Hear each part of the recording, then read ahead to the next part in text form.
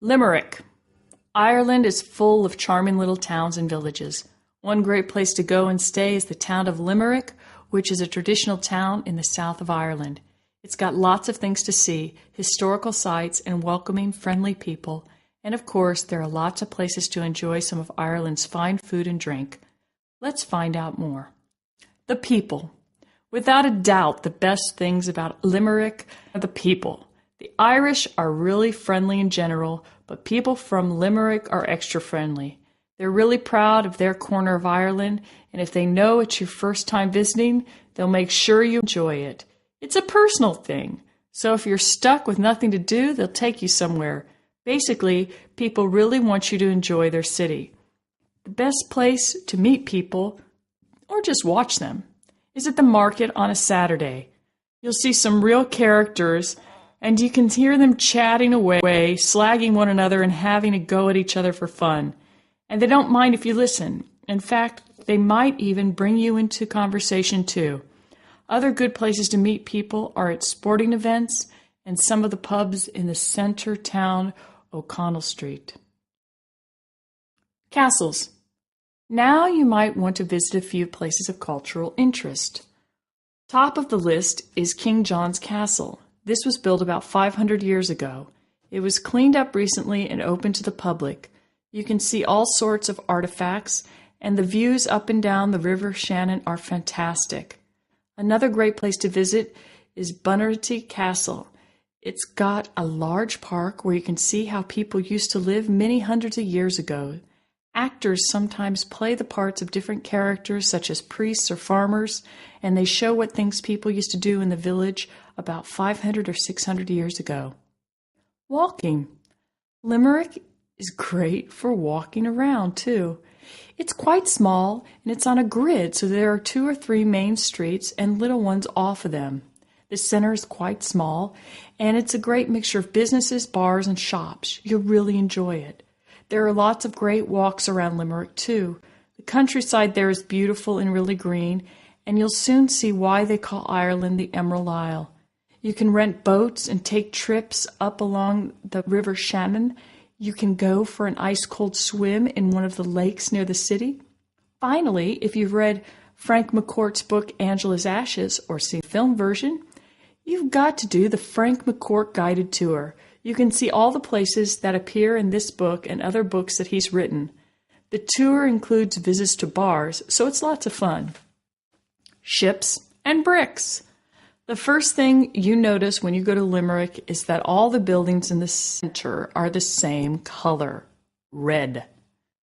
In the past few years, there's been a lot of building in Limerick and a lot of development, and all with red bricks. In fact, you can't build anything else but red brick, which gives the city a really nice touch.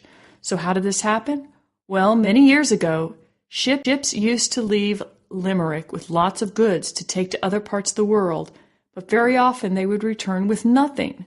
This was bad because the ships were having problems on the sea because of the lack of weight.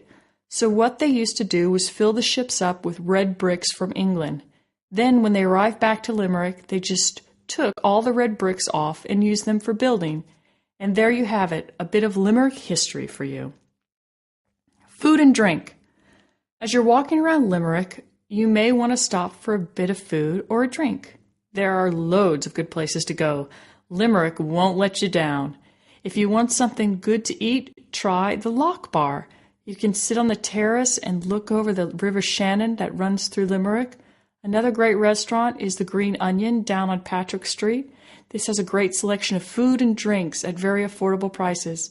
I recommend a pint of Bulmers. This is a sweet cider, which is great with ice on a hot day. In winter, I recommend a delicious pint of Guinness.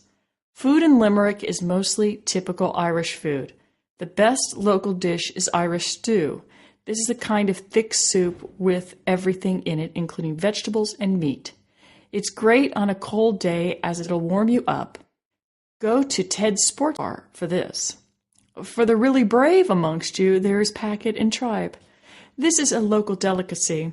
Personally, I don't like it, but you might like to try it. It's made of sheep's stomach, and it's filled with lots of other things, but it's better not to ask what. Sport. If you like sport, Limerick is also a great place. There's a strong sporting culture down there.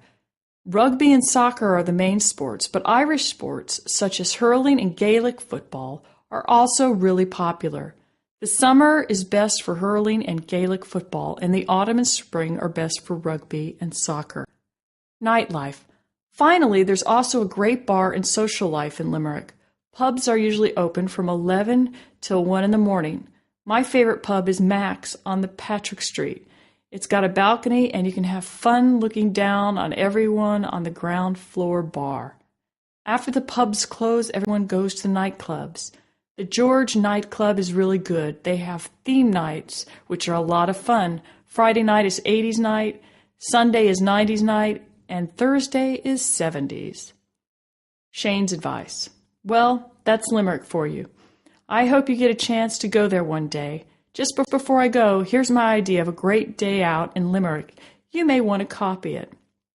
Go for a nice walk by the river in the morning. Have lunch in one of the bars there.